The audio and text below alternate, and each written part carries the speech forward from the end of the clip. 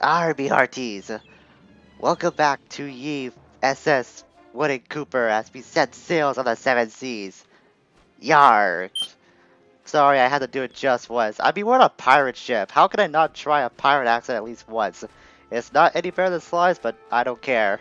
Let the excitement continue. Greetings all, it's Blue Knight, and welcome back to Slide 3, Honor Among Thieves.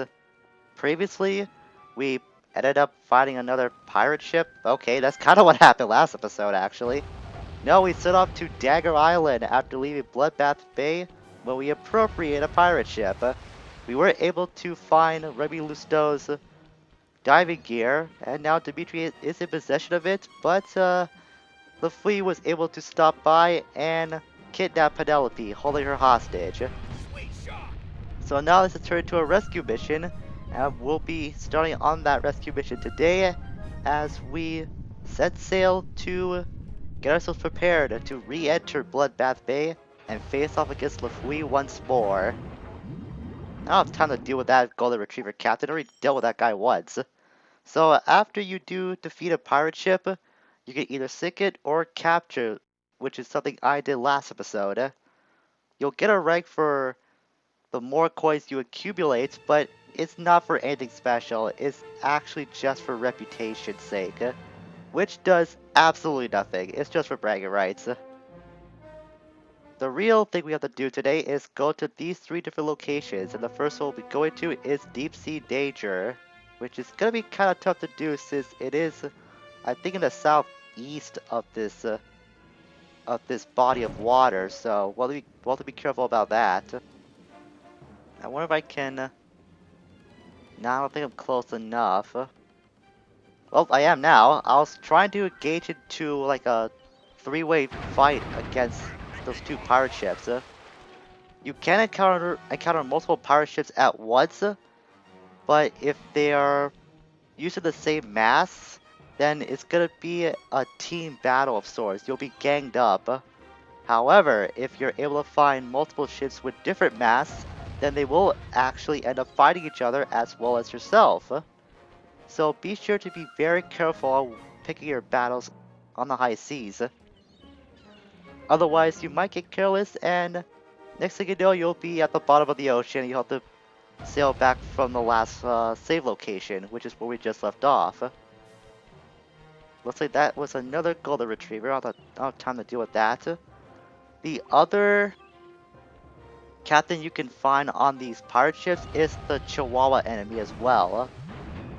So it's gonna be randomly generated based on, well, just based on randomness actually. There's no like clear data or set conditions on whichever type of pirate captain you'll be facing. It's just random.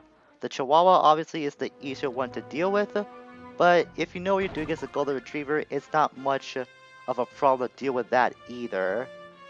You can either engage in a battle by engaging with that icon or pressing that icon, or going close to a pirate ship, which is probably going to happen on one of our first pirate battles. That might have happened, I'm not too sure. But those are the conditions set if you want to engage in a pirate ship battle. And this is actually pretty rare for me. I was able to get 3 pirate ships in the same area, but I gotta be really careful about this, because that could happen. I was almost about to be ambushed from behind since I couldn't keep track of that other pirate ship. Wait, did I ever deal with one of them? I'm not sure what happened to that other ship. It may have sailed away far enough that I couldn't engage it in combat anymore. That is a thing that could happen, but it's happened to be like once. It may have happened a second time if I wasn't paying attention though. I guess we'll have to wait and see it until the results pop up. That's provided if I survive this battle first. So whenever you do take damage, we did see pirate chests were replaced with a red cross side. If you do see that, they will act as health pickups.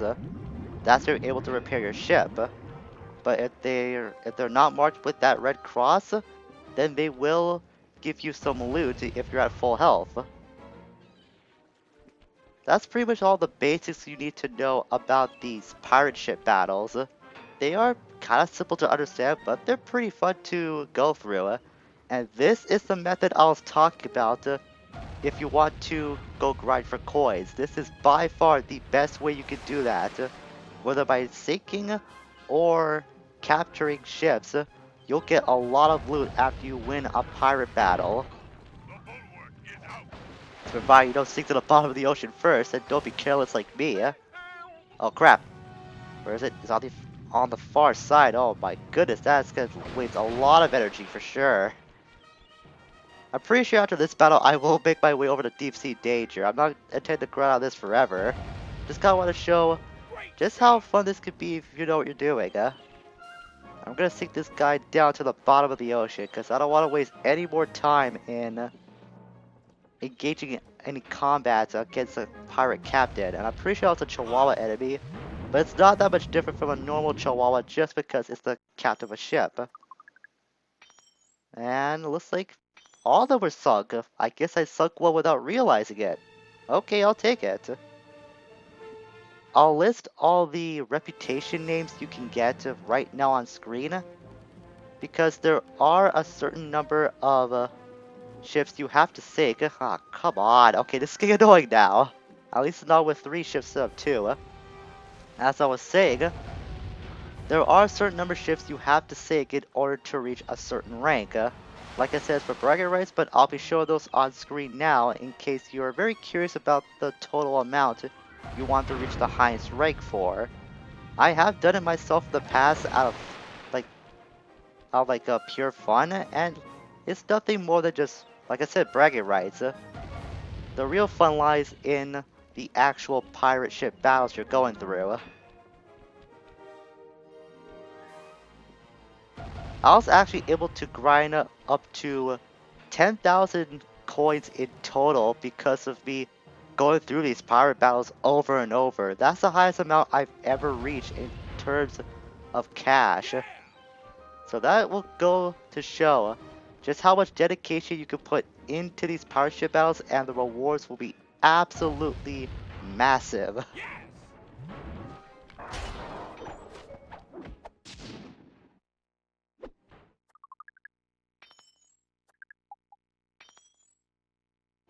We're close to the shipwreck. Drop anchor near the beach.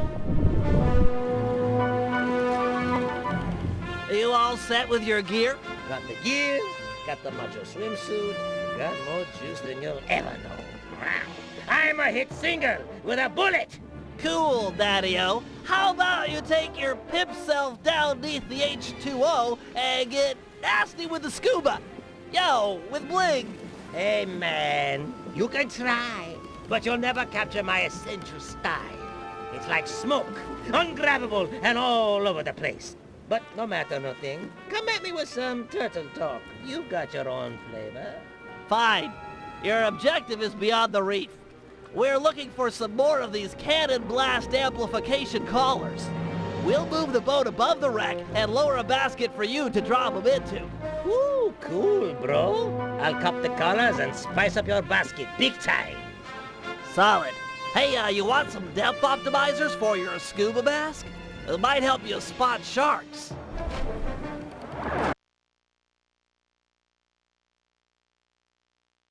Hey, Submariner! Use the action buttons to move forward, left, right, and back. Hit the R1 button to fire your spear gun. Okay, this swimming control scheme is a little unorthodox, I'll say that. To move forward or backwards or anywhere for that matter, you have to use the face button. So like triangle goes forward, X goes backwards, and I'm pretty sure you can figure out the rest from there. This can be a little tricky to get used to at first, and it might take a little bit of time for you to get used to these controls. We've repositioned the ship and are lowering the basket for you to drop the blast collars into. And, a word to the wise. If one of those sharks attack, I'd use a face button to swim sideways. Could be the difference between life and death. In addition, you can move the reticle on its own. I think you can. No, you can't? That's really weird. Maybe it's because I'm holding something, that's why. Excellent. These cannon blast collars will be invaluable in our fight against the Death's Head. Without this upgrade, our cannons couldn't make a No, you can't. I thought you can move it with the right stick, but you can't move the reticle on its own? That's really weird. You mean that's a digital version difference? Because I know in the physical copy, you can do that by moving the reticle on its own, but it's completely locked. That's two. Only four more to go. You're a lifesaver, Dimitri. We had a few blast collars on board, but without a full set, it's hard to calibrate the guns for synchronized discharge. It's kind of weird. I guess it's because not a lot of people use the right analog stick to just aim the reticle on its own. That's probably why it was completely taken out or fixed, in other words, in this version. That's the only reasoning I could come up with. I've never really used that function myself when playing the physical copy of this game, but it's still a handy tool to have if you just want to You're half there. Just three more. just aim with the spear gun. So R1 does fire with the spear gun as Belly mentioned earlier. You can also do some turbo swimming, I believe by holding down the R2 button. No, it's the L1 button, okay. So L1 and then press any of the face buttons to do any turbo swimming. That might be useful to you if you're not feeling confident enough in avoiding the sharks. When a shark does go near you, just press either left or right, and you'll be able to avoid them. Now where is that last collar? There it is. I think there's at least more than 6 collars out on the seabed, so you won't be hard pressed in finding these at all. It's really simple to find them actually. Just avoid the sharks, that's your biggest concern. And once the sharks are gone, they actually don't respawn, so you can clear out this entire area of those vicious creatures and you don't have to worry about them anymore. Only two to go. Alright, 2 more. Use some turbo swimming to speed things up. There we go. That's collar number 5. And now to move over. And now we have 1 more to go. We just need one more. The jellyfishes, they don't do anything to you unless you're near them, so that's how you'll take damage from them. Just keep your distance from them, you'll be fine. Perfect. We're hauling up the goods. Now for stage two. In order to make full use of the blast collars, we'll need to fortify our gunpowder with some ground hammerhead shark bones. They're attracted to yellow darkfish. Swim down to the caves under the reef and capture a couple. They're down here somewhere. Get ready for some fast swimming. This is where the turbo function comes in. You gotta get these dartfish. Nice. Catch one more, and hammerhead sharks are sure to show up. And there's a little critter in question. I think I missed him. Impressive swimming, Dimitri. As expected, the hammerhead sharks have arrived. Head to the top of the reef and get ready for some deep-sea hunting. Remember to swim sideways when a shark is charging. It's the time-honored method to avoid getting eaten. Stick and move. Wait, did that shark go through the wall? It was swimming weirdly, but I thought it was just because of the angle. Okay then. That's another weird thing we could add to the list of weird things that have been happening lately. But I guess they had to phase those out because our main objective is with the hammerheads. But you can deal with both regular sharks. I think it was like great white sharks, I think. I'm not sure. That's what they always look like to me. We need all the hammerhead sharks you can get.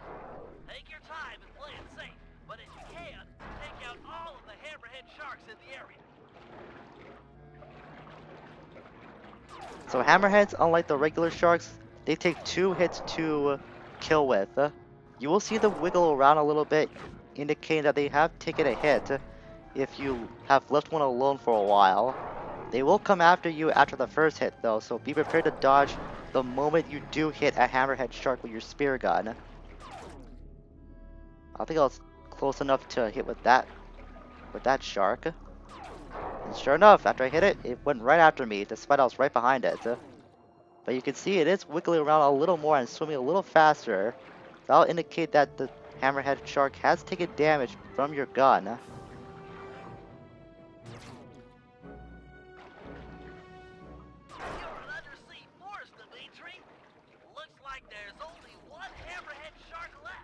Alright, where's the last one? There you are. The final prey. I will prove that I'm the ultimate predator of these seas, not you damn hammerheads.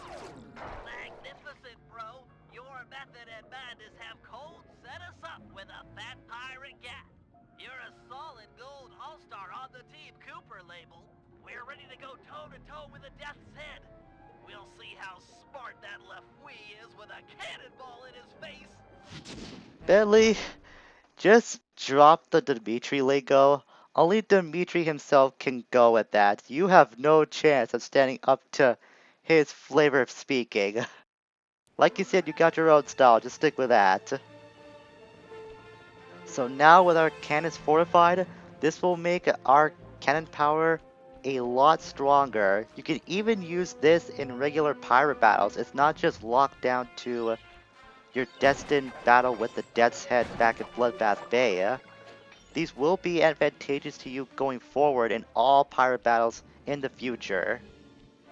And speaking of which, that's where we'll take our next objective. Since we have done a lot today, I think we'll save this next job for the next episode. So when we meet again for Slide 3, we'll be taking the battle to the high seas, and more specifically, Lafouille's personal army of mercenaries, the Red Sail Sea Dog Clan. Until we meet again, farewell for now.